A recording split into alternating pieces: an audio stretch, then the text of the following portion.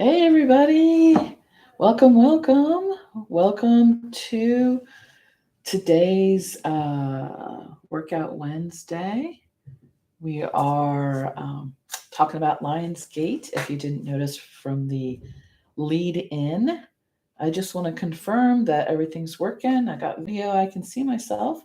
Can you hear me? If you can hear me, give me a thumbs up or a key or yes or something in the chat. Um, And I see, hi Beth, it's nice to see you here. So, we got a couple minutes before we get started. I wanted to come in and do some work with the Lionsgate. We're kind of like in the lead in. We haven't hit the Lionsgate yet, but it'll happen Monday. So it'll happen before my next workout Wednesday. So I wanted to come in and talk about it today. So welcome everybody. Good to see you here. Let's see what else is going on. So we're going to be working with a couple different tools today. Something to give you some options. So when the video is done, you can go off on your own if you watch it on replay and try some things yourself. And I hope everyone's well. Enjoying the sunshine that we have here where I live, and getting ready for the back to school crowd coming up in about a month for my family. Okay, so I'm waiting until we're almost at 10 o'clock. So anyone else who joins us, they can join in when they get here. If you watch it on hashtag replay, go ahead and put that in the comments so that I know that you caught me on replay, so I know who was live and who wasn't. I am finding that on YouTube I can see the chat a lot better, so hopefully I can interact maybe a little bit more with people who show up. So welcome, Workout Wednesday. We're in August for Workout Wednesday this time, and we are talking about Lionsgate. So Lionsgate, it happens every year on 8/8. So August 8th is the Lionsgate. Sun is in Leo, so that's where the lion comes from, Leo the lion in astrological terminology. And it occurs this year on Monday. So look for Monday for the energies to ramp up, and it brings in the energy of Leo. So Leo is associated with the sun energy. It's very fiery. It's a fire sign.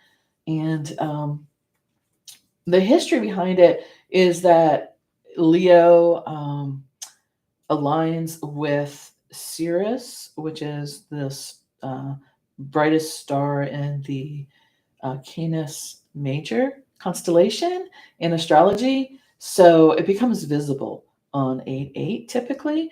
And I had read that it also aligns with the pyramids of Giza, but I found conflicting information on that. So I won't say that as fact, but it does have to do with Sirius and Leo aligning with Earth and occurring on 8/8 per our calendar. So the sun, which is the planet for Leo, is the Earth's sun. So it's the star that we rotate around. And then the Sirius is considered the spiritual sun. So it's kind of brings the energy of the sun in two ways. Sirius, the star. The eighth house so we're talking about eights.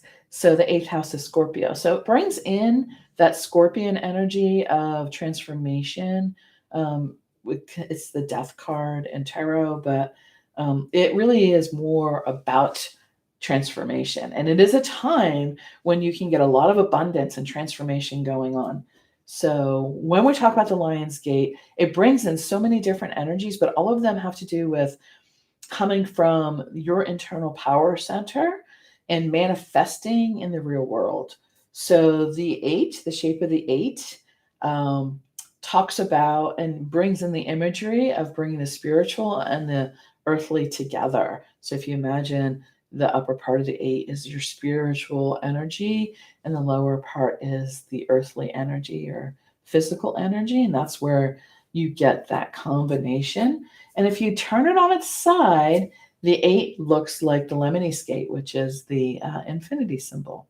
So you often see that in association. So 8 is a very, very magical number in a lot of ways. In China, it is very auspicious. It's a very lucky number. And it's so lucky that when the Olympics were hosted in Beijing, the opening ceremonies occurred on 8/08/08/08 at 8 a.m.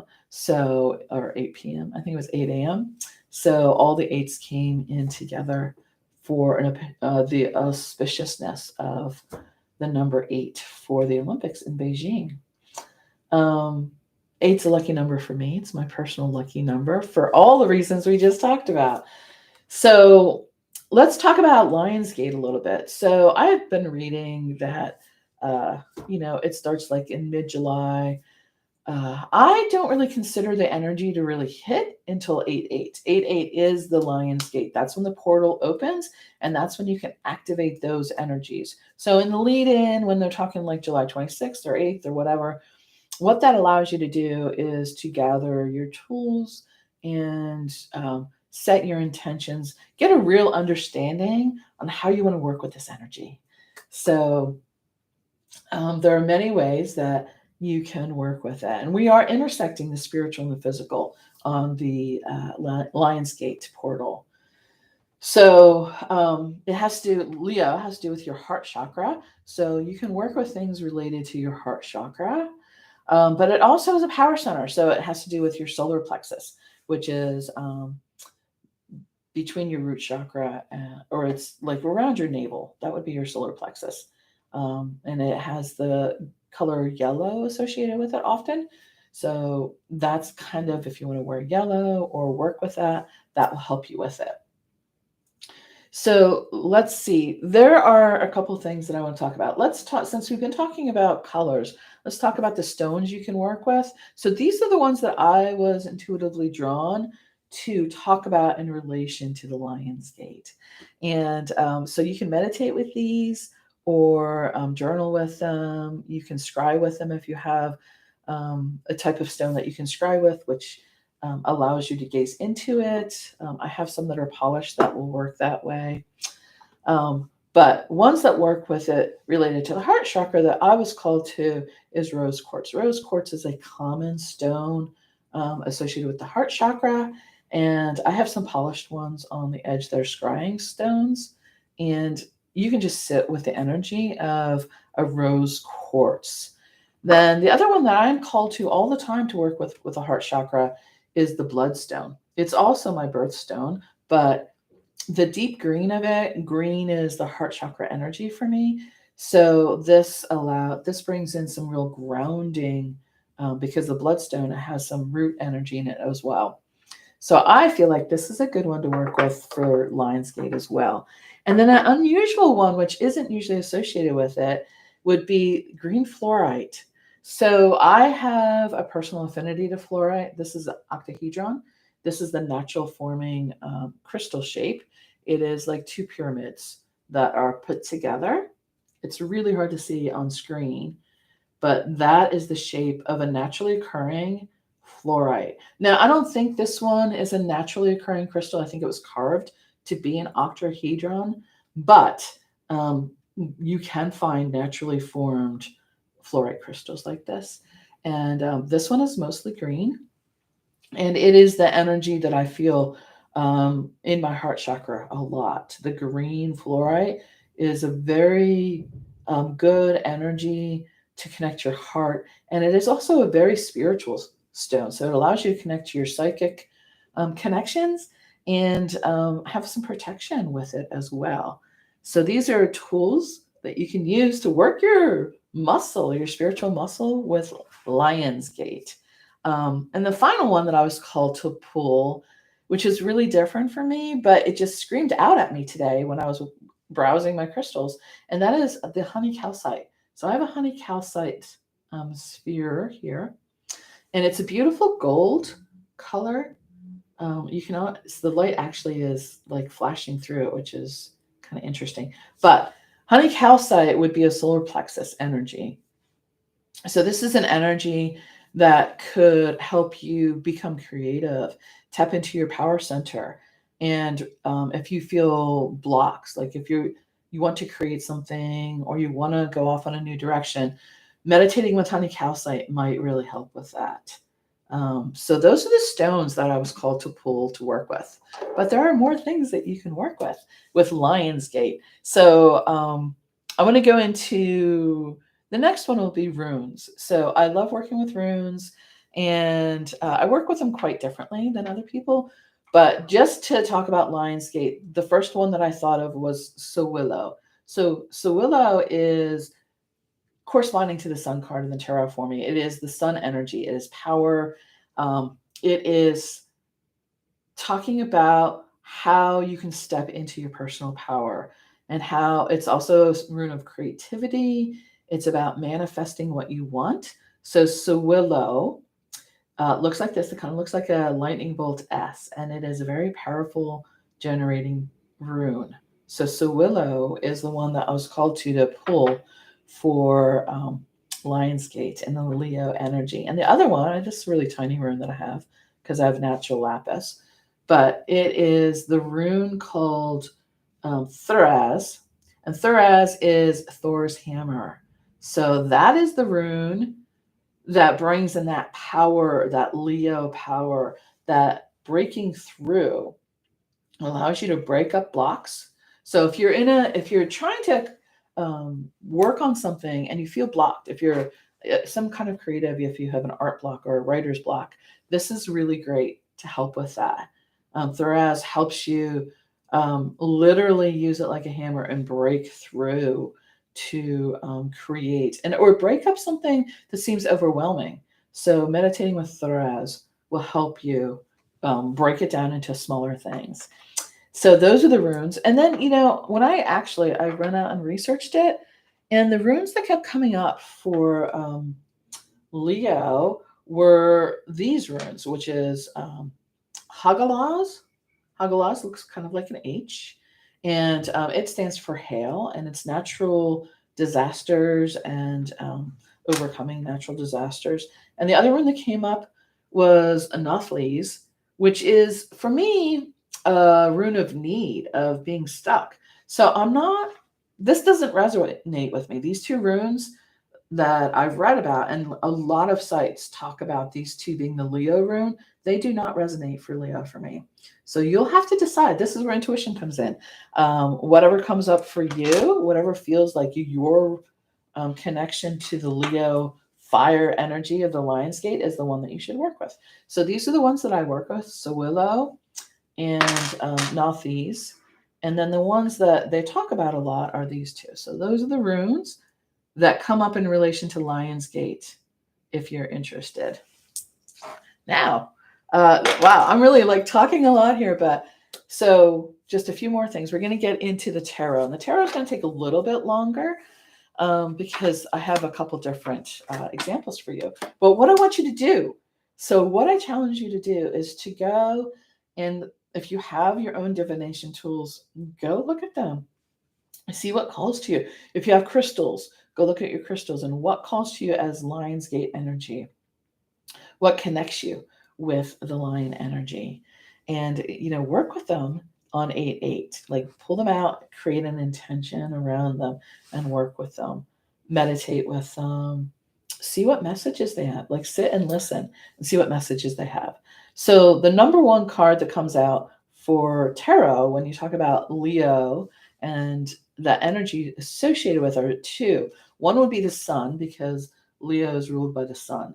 So you have the sun card that comes in. This is the traditional Rider-Waite-Smith deck. And so the sun is Leo energy. And then the other one that comes in is strength. Strength is often considered the Leo card. It's number 8.